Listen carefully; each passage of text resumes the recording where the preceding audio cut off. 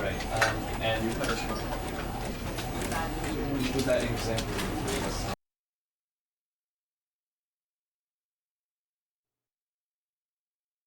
This is the story of a man named Stanley. Stanley worked for a company in a big building where he was employee number 427. Employee number 427's job was simple. He sat at his desk in room 427 and he pushed buttons on a keyboard. Orders came to him through a monitor on his desk, telling him what buttons to push, how long to push them, and in what order. This is what employee 427 did every day of every month of every year. And although others might have considered it soul-ending, Stanley relished every moment that the orders came in, as though he had been made exactly for this job. And Stanley was happy.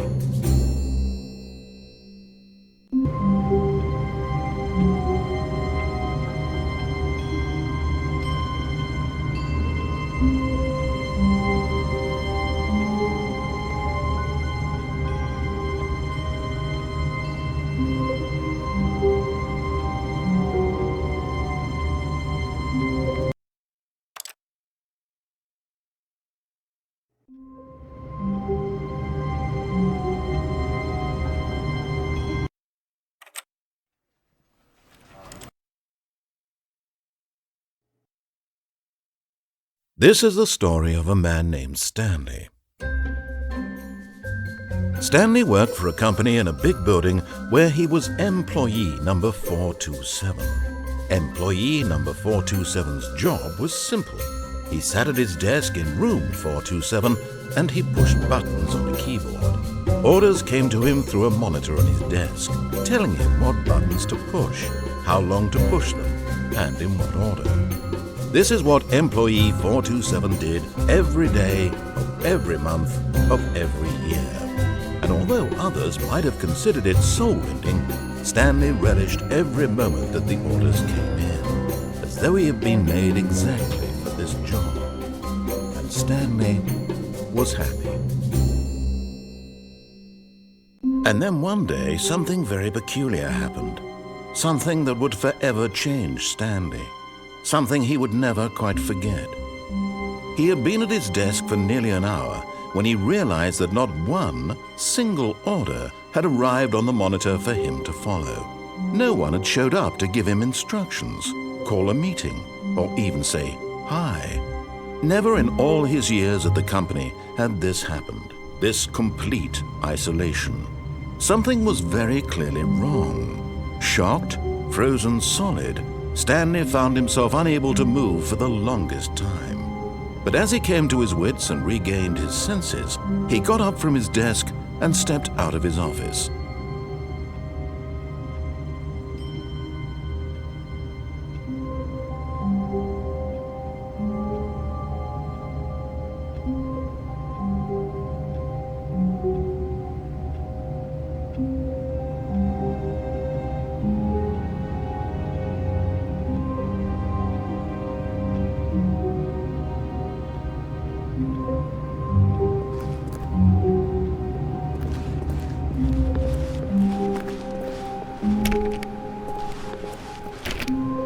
All of his co-workers were gone.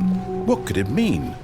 Stanley decided to go to the meeting room. Perhaps he had simply missed a memo. No matter how hard Stanley looked, he couldn't find a trace of his co-workers.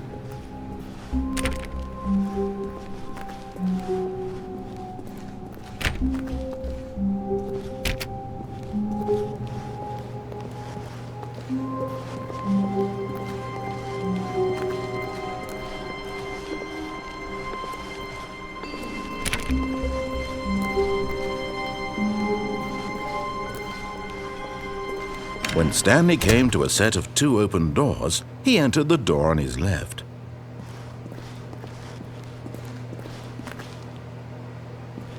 This was not the correct way to the meeting room, and Stanley knew it perfectly well.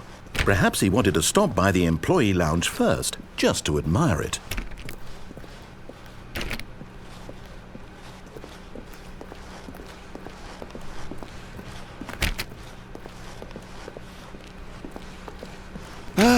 Yes, truly a room worth admiring. It had really been worth the detour after all, just to spend a few moments here in this immaculate, beautiful... But eager to get back to business, Stanley took the first open door on his left.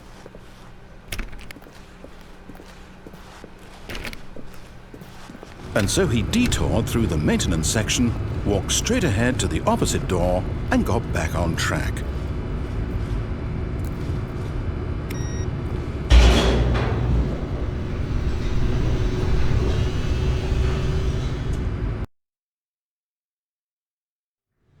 But Stanley didn't want to go back to the office. He wanted to wander about and get even further off track. So now in order to get back, he needed to go, from here, it's, left.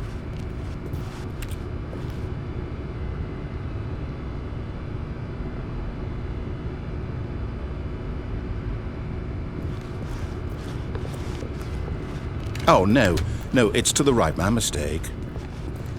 No, not the right. Why would I have ever said it was to the right? What was I thinking? It's clearly... Oh dear, would you hold on for a minute, please? Now, let's see, we went down right, left, down, left, right. Yep, okay, yes. I've got it now. This story is absolutely, definitely this way.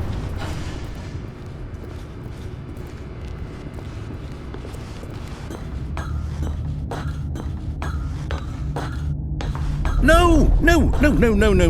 This isn't right at all. You're not supposed to be here yet. This is all a spoiler. Quick, Stanley, close your eyes. Okay.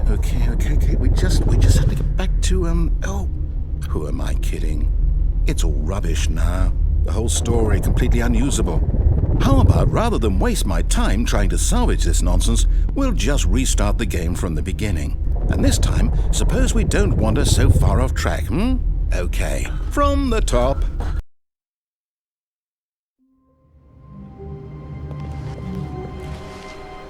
All of his co-workers were gone. What could it mean? Stanley decided to go to the meeting room. Perhaps he had simply missed a memo.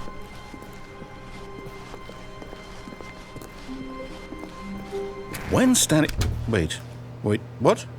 No, I restarted. I swear I definitely restarted the game over, completely fresh. Everything should be... Oh, did something change? Stanley, did you change anything when we were back in that room with all the monitors? Did you move the story somewhere or... Hold on. Why am I asking you? I'm the one who wrote the story. It was right here just a minute ago. I know for sure that it's here somewhere. Okay, then. It's an adventure. Come, Stanley. Let's find the story.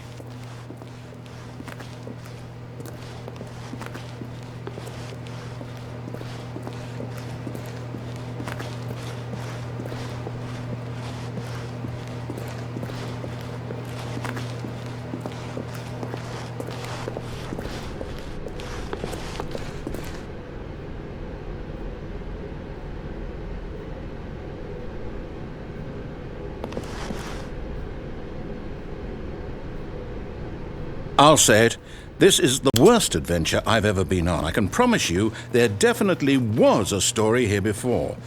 Do we need to restart the game again?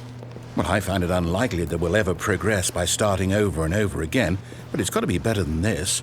Okay, let's give it a shot. Why not? All of his co-workers were gone. What could it mean? Stanley decided to go to the meeting room. Perhaps he had simply missed a memo.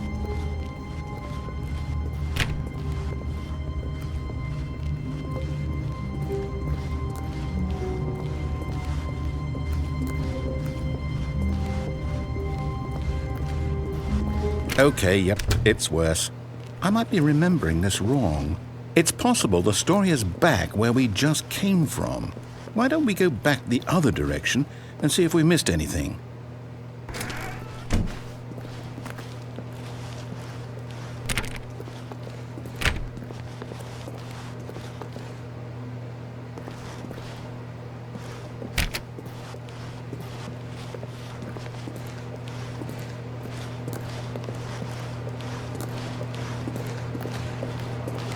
Aha! I knew we'd miss something. The story. Here it comes. No, wait, never mind. Not the story. Okay, let's head back the other way and retrace our steps.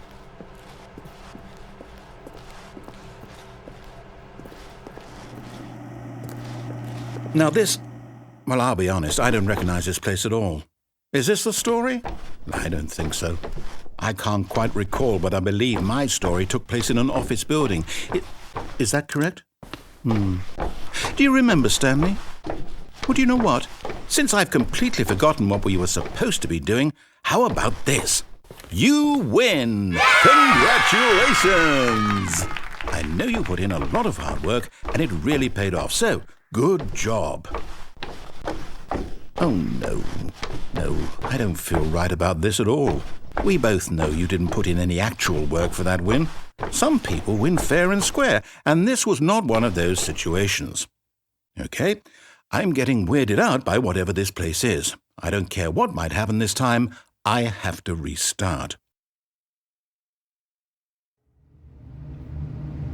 All right, I've got a solution. This time, to make sure we don't get lost, I've employed the help of the Stanley Parable Adventure Line.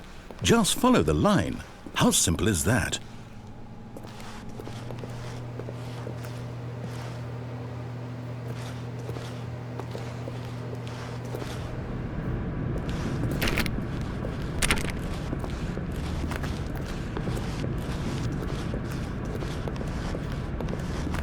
You see?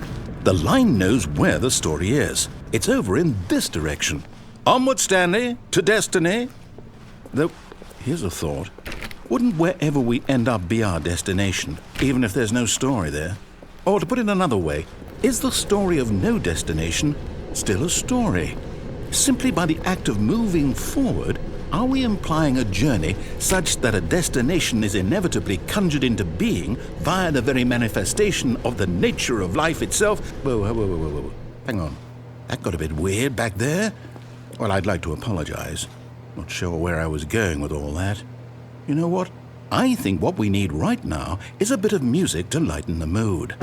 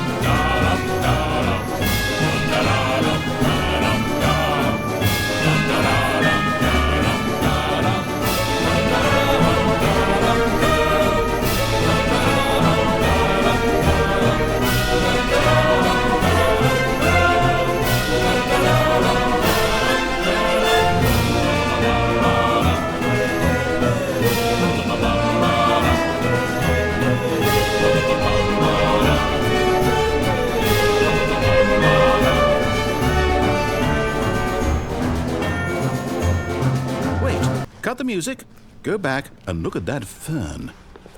Stanley, this fern will be very important later in the story. Make sure you study it closely and remember it carefully. You won't want to miss anything.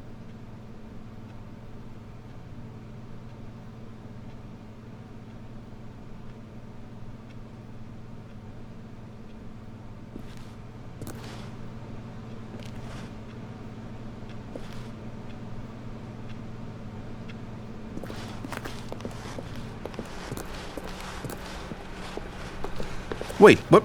We're back at the office? No. Line, you do know we're looking for the Stanley Parable, right? The story? Is any of this ringing a bell?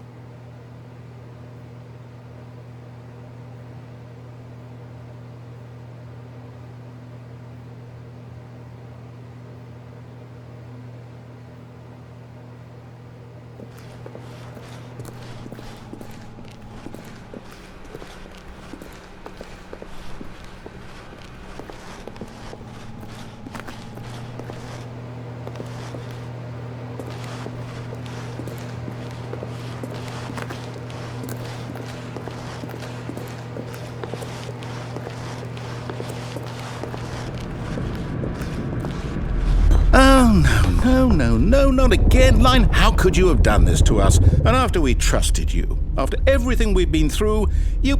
Oh, I can't take this anymore. To hell with it. Restart.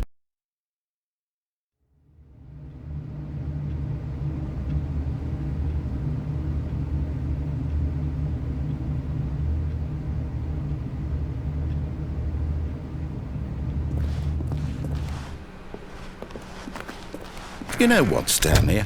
I say forget the adventure line. What's it ever done for us? We're intelligent people, right? Why can't we make up our own story? Something exciting, daring, mysterious. Ooh, this all sounds perfectly doable. Why don't we simply start wandering in, well, I don't know. How about this direction?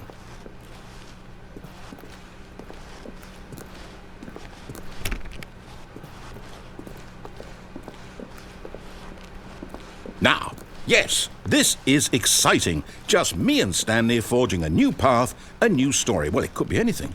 What do you want our story to be? Go wild. Use your imagination. Whatever it might be, Stanley, I'm ready for it.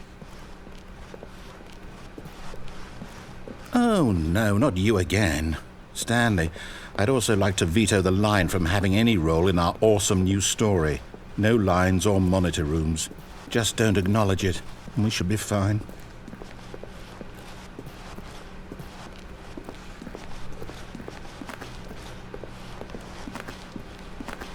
Ah, a choice.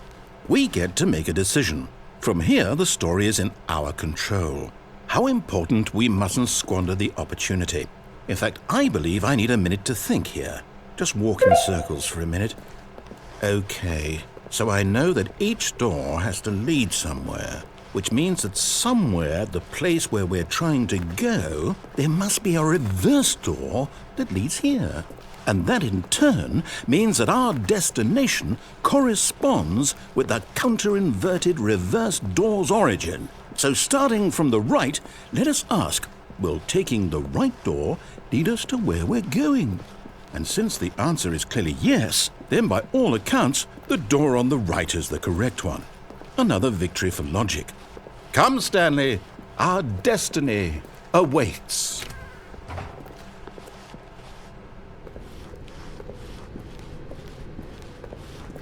Oh, hold up, what's this? The confusion ending. You're telling me that's what this is? It's all one giant ending? And we're supposed to restart the game, what, eight times? That's really how all this goes? It's all determined? So now, according to the schedule, I restart again. Then what? Am I just supposed to forget? Well, what if I don't want to forget? My mind goes blank simply because it's written here on this thing, wall. Well, who consulted me? Why don't I get to decide? Why don't I get a say in all of this? Is it really... No, it can't be. I don't want it to be. I don't want the game to keep restarting. I don't want to forget what's going on. I don't want to be trapped like this. I won't restart the game. I won't do it. I won't do it. I won't do it. And the timer stopped? Does that mean, did we do it? Did we break the cycle? The, whatever it is that made this schedule? How would we even know? Will someone come for us? Will something happen? So, okay. I guess now we just wait. You know, I suppose in some way that this is a kind of story, wouldn't you agree? I'm not quite sure if we're in the destination or the journey, though they're always saying that life is about the journey and not the destination, so I hope that's where we are right now. We'll find out, won't we? Eventually. Well, in the meantime...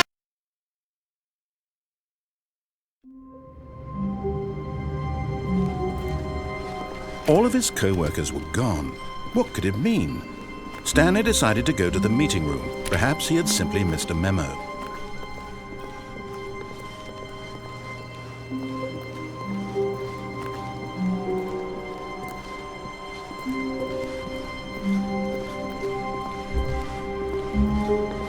When Stanley came to a set of 2 open doors, he entered the door on his left.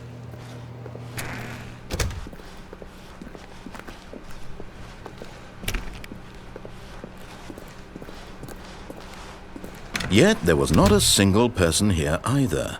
Feeling a wave of disbelief, Stanley decided to go up to his boss's office, hoping he might find an answer there.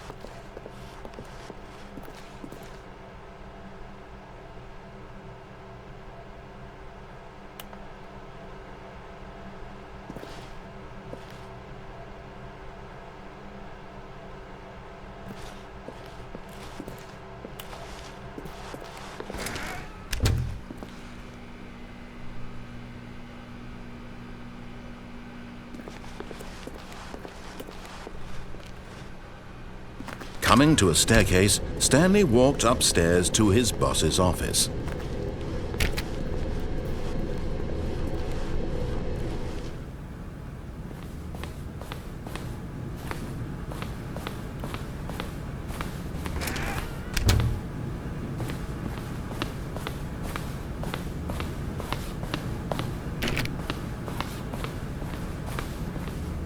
Stepping into his manager's office, Stanley was once again stunned to discover not an indication of any human life. Shocked, unraveled, Stanley wondered in disbelief who orchestrated this, what dark secret was being held from him. What he could not have known was that the keypad behind the boss's desk guarded the terrible truth that his boss had been keeping from him, and so the boss had assigned it an extra secret PIN number, 2845. But of course, Stanley couldn't possibly have known this.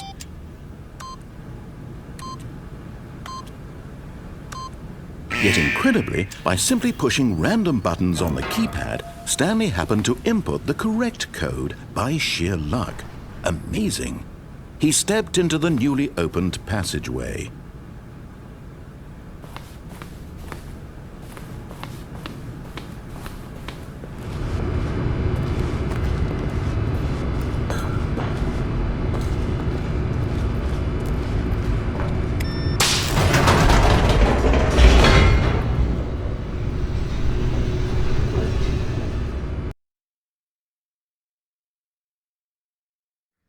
Descending deeper into the building, Stanley realized he felt a bit peculiar. It was a stirring of emotion in his chest, as though he felt more free to think for himself, to question the nature of his job. Why did he feel this now, when for years it had never occurred to him? This question would not go unanswered for long.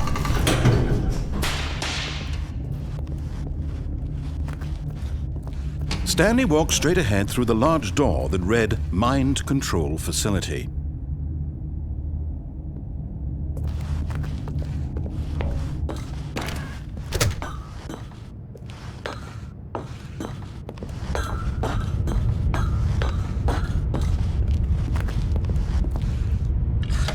The lights rose on an enormous room packed with television screens. What horrible secret did this place hold? Stanley thought to himself. Did he have the strength to find out?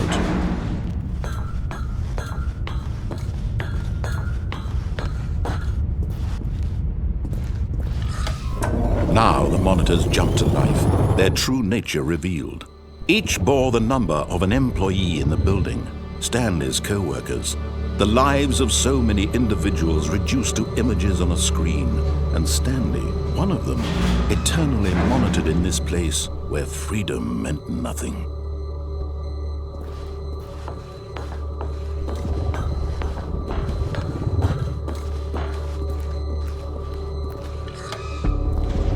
This mind control facility, it was too horrible to believe. It couldn't be true. Had Stanley really been under someone's control all this time? Was this the only reason he was happy with his boring job? That his emotions had been manipulated to accept it blindly?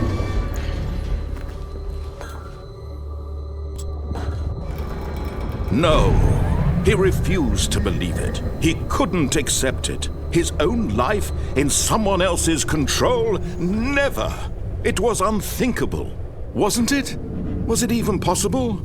Had he truly spent his entire life utterly blind to the world? But here was the proof, the heart of the operation. Controls labeled with emotions, happy or sad or content. Walking, eating, working, all of it monitored and commanded from this very place. And as the cold reality of his past began to sink in, Stanley decided that this machinery would never again exert its terrible power over another human life. For he would dismantle the controls once and for all.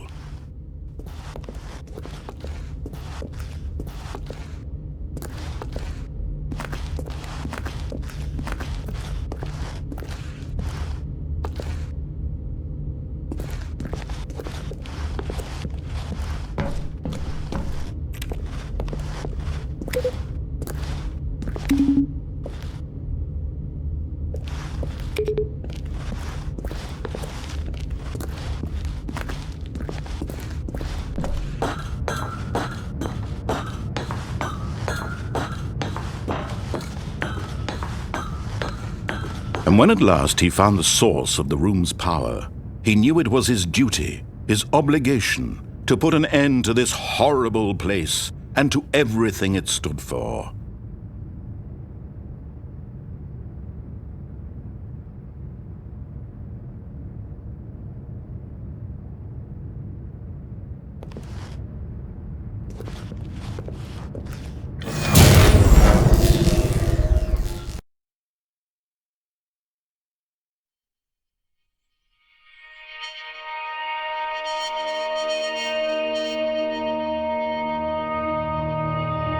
Blackness, and a rising chill of uncertainty. Was it over? Yes! He had won! He had defeated the machine, unshackled himself from someone else's command. Freedom was mere moments away. And yet, even as the immense door slowly opened, Stanley reflected on how many puzzles still lay unsolved. Where had his co-workers gone? How had he been freed from the machine's grasp? What other mysteries did this strange building hold? But as sunlight streamed into the chamber, he realized none of this mattered to him, for it was not knowledge or even power that he had been seeking, but happiness. Perhaps his goal had not been to understand, but to let go. No longer would anyone tell him where to go, what to do, or how to feel. Whatever life he lives, it will be his. And that was all he needed to know. It was perhaps the only thing worth knowing. Stanley stepped through the open door. Stanley felt the cool breeze upon his skin, the feeling of liberation, the immense possibility of the new path before him. This was exactly the way, right now, that things were meant to happen. And Stanley was happy.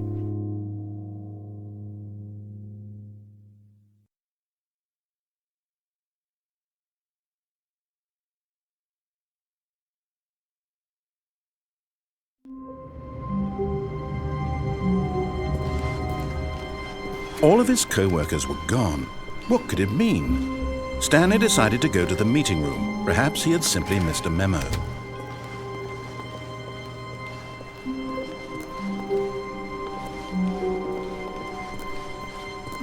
When Stanley came to a set of 2 open doors, he entered the door on his left.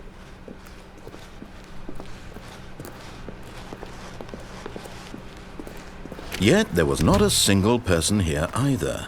Feeling a wave of disbelief, Stanley decided to go up to his boss's office, hoping he might. Coming to a staircase, Stanley walked upstairs to his boss's office. But Stanley just couldn't do it. He considered the possibility of facing his boss. Admitting he had left his post during work hours, he might be fired for that. And in such a competitive economy, why had he taken that risk? All because he believed everyone had vanished? His boss would think he was crazy. And then something occurred to Stanley. Maybe, he thought to himself, maybe I am crazy. All of my co-workers blinking mysteriously out of existence in a single moment for no reason at all? None of it made any logical sense. And as Stanley pondered this, he began to make other strange observations. For example, why couldn't he see his feet when he looked down? Why did doors close automatically behind him wherever he went? And for that matter, these rooms were starting to look pretty familiar. Were they simply repeating? No, Stanley said to himself, this is all too strange. This can't be real. And at last, he came to the conclusion that had been on the tip of his tongue. He just hadn't found the words for it. "I'm dreaming!" he yelled. "This is all a dream." Oh, what a relief Stanley felt to have finally found an answer, an explanation. His co-workers weren't actually gone. He wasn't going to lose his job. He wasn't crazy after all. And he thought to himself, I suppose I'll wake up soon. I'll have to go back to my boring real-life job pushing buttons. I may as well enjoy this while I'm still lucid. So, he imagined himself flying and began to gently float above the ground. Then he imagined himself soaring through space on a magical starfield, and it too appeared. It was so much fun, and Stanley marveled that he had still not woken up. How was he remaining so lucid? And then perhaps the strangest question of them all entered Stanley's head. One he was amazed he hadn't asked himself sooner. Why is there a voice in my head dictating everything that I'm doing and thinking? Now the voice was describing itself being considered by Stanley, who found it particularly strange. I'm dreaming about a voice describing me, thinking about how it's describing my thoughts, he thought. And while he thought it all very odd and wondered if this voice spoke to all people in their dreams, the truth was that, of course, this was not a dream. How could it be? Was Stanley simply deceiving himself, believing that if he's asleep, he doesn't have to take responsibility for himself? Stanley is as awake right now as he's ever been in his life. Now, hearing the voice speak these words was quite a shock to Stanley. After all, he knew for certain, beyond a doubt, that this was in fact a dream. Did the voice not see him float and make the magical stars just a moment ago? How else would the voice explain all that? This voice was a part of himself too. Surely, if he could just... He would prove it. He would prove that he was in control, that this was a dream. So he closed his eyes gently, and he invited himself to wake up. He felt the cool weight of the blanket on his skin, the press of the mattress on his back, the fresh air of a world outside this one. Let me wake up, he thought to himself. I'm through with this dream. I wish it to be over. Let me go back to my job. Let me continue pushing the buttons. Please, it's all I want. I want my apartment, and my wife, and my job. All I want is my life exactly the way it's always been. My life is normal. I am normal. Everything will be fine. I am okay.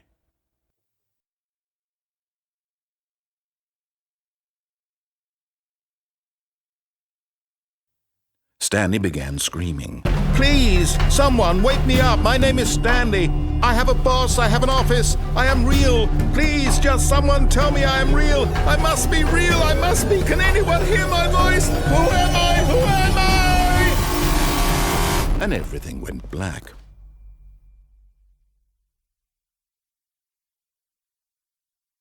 This is the story of a woman named Mariella. Mariella woke up on a day like any other.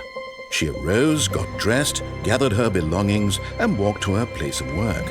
But on this particular day, her walk was interrupted by the body of a man who had stumbled through town talking and screaming to himself, and then collapsed dead on the sidewalk. And although she would soon turn to go call for an ambulance, for just a few brief moments she considered the strange man. He was obviously crazy. This much she knew. Everyone knows what crazy people look like. And in that moment, she thought to herself how lucky she was to be normal. I am sane. I am in control of my mind. I know what is real and what isn't. It was comforting to think this, and in a certain way, seeing this man made her feel better. But then she remembered the meeting she had scheduled for that day. The very important people whose impressions of her would affect her career, and by extension, the rest of her life. She had no time for this, so it was only a moment that she stood there, staring down at the body. And then she turned and ran.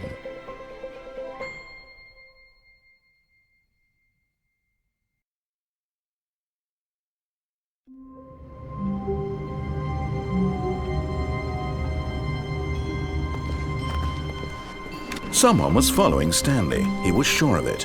If he checked over his shoulder now, he would surely catch them. It was only a matter of time.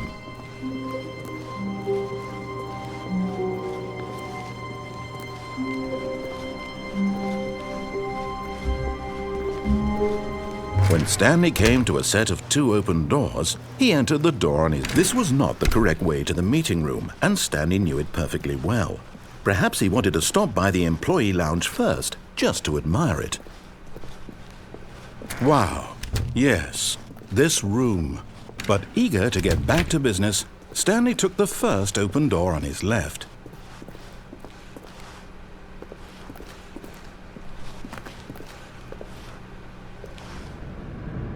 Stanley was so bad at following directions, it's incredible he wasn't fired years ago. Look, Stanley, I think perhaps we've gotten off on the wrong foot here. I'm not your enemy, really, I'm not. I realize that investing your trust in someone else can be difficult, but the fact is that the story has been about nothing but you all this time. There's someone you've been neglecting, Stanley. Someone you've forgotten about. Please, stop trying to make every decision by yourself. Now, I'm not asking for me, I'm asking for her. This is it, Stanley.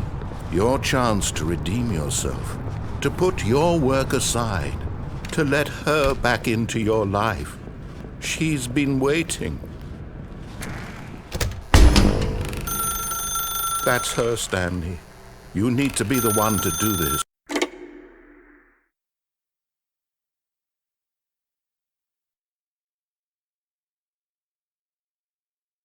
Oh, Stanley, is that you? Hold on, sweetie. Sorry to keep you waiting. I'm just pulling the bread out of the oven. All right. Okay, there we go. All right, now, I want you to come in and tell me all about your day. Gotcha! Oh, come on. Did you actually think you had a loving wife who'd want to commit their life to you? I'm trying to make a point here, Stanley. I'm trying to get you to see something. Come inside. Let me show you what's really going on here. This is a very sad story about the death of a man named Stanley.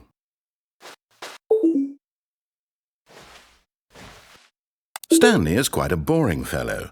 He has a job that demands nothing of him, and every button that he pushes is a reminder of the inconsequential nature of his existence. Look at him there, pushing buttons, doing exactly what he's told to do. Now he's pushing a button. Now he's eating lunch. Now he's going home. Now he's coming back to work. One might even feel sorry for him, except that he's chosen this life.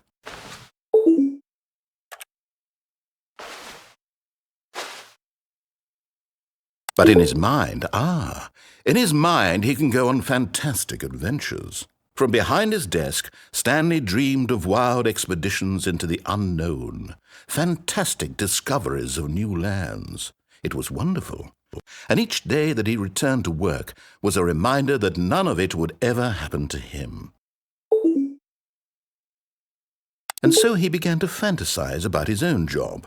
First, he imagined that one day while at work, he stepped up from his desk to realize that all of his co-workers, his boss, everyone in the building had suddenly vanished off the face of the earth. The thought excited him terribly. So he went further. He imagined that he came to 2 open doors and that he could go through either. At last, choice. It barely even mattered what lay behind each door. The mere thought that his decisions would mean something was almost too wonderful to behold. As he wandered through this fantasy world, he began to fill it with many possible paths and destinations. Down one path lay an enormous round room with monitors and mind controls. And down another was a yellow line that weaved in many directions. And down another was a game with a baby. And he called it the Stanley Parable.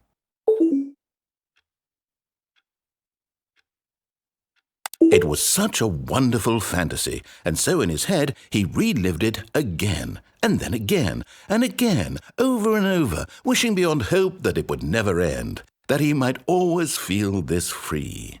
Surely there's an answer down some new path, mustn't there be? Perhaps if he played just one more time. But there is no answer. How could there possibly be? In reality, all he's doing is pushing the same buttons he always has. Nothing has changed. The longer he spends here, the more invested he gets, the more he forgets which life is the real one. And I'm trying to tell him this, that in this world he can never be anything but an observer, that as long as he remains here, he's slowly killing himself. But he won't listen to me. He won't stop. Here, watch this. Stanley, the next time the screen asks you to push a button, do not do it.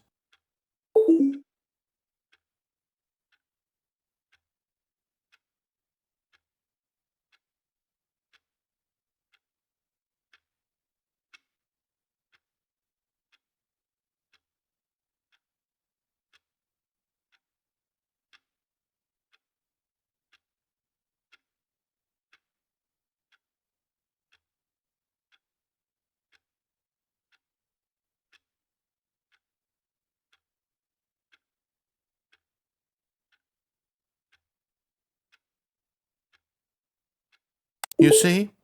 Can he just not hear me? How can I tell him in a way that he'll understand that every second he remains here, he's electing to kill himself? How can I get him to see what I see? How can I make him look at himself? I suppose I can't, not in the way I want him to. But I don't make the rules. I simply play to my intended purpose, the same as Stanley. We're not so different, I suppose. I'll try once more to convey all this to him. I'm compelled to. I must. Perhaps, well, maybe this time he'll see. Maybe this time. And I tried again, and Stanley pushed a button. And I tried again, and Stanley pushed a button. And I